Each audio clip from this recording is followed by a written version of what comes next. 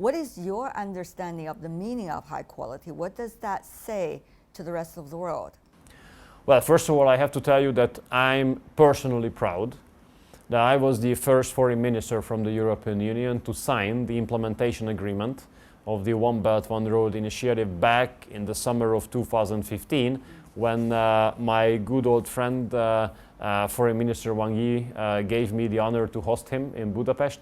We do believe that this is a respectful initiative, given the fact that it promotes connectivity and global cooperation. And this is something that is very high on our agenda. We don't want the world to be divided into blocks again. And within this cooperation, we have received a lot of Chinese investments in Hungary. So after 2020, this year, the most investments are coming from China to Hungary.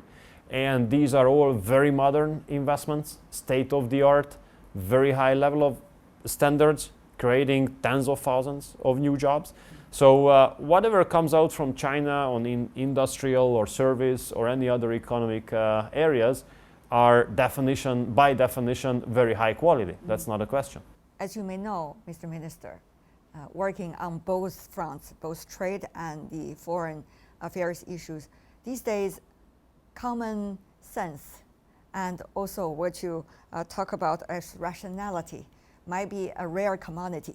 If you look at the current European political arena, you will see that basically there is no space for rational dialogue.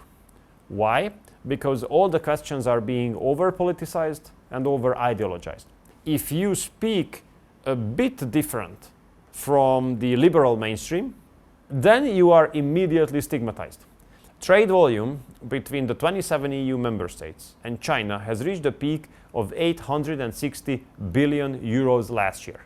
That must be seen by all European politicians, that the top European companies, which are the German automotive companies, they cannot operate without an effective cooperation with their Chinese counterparts.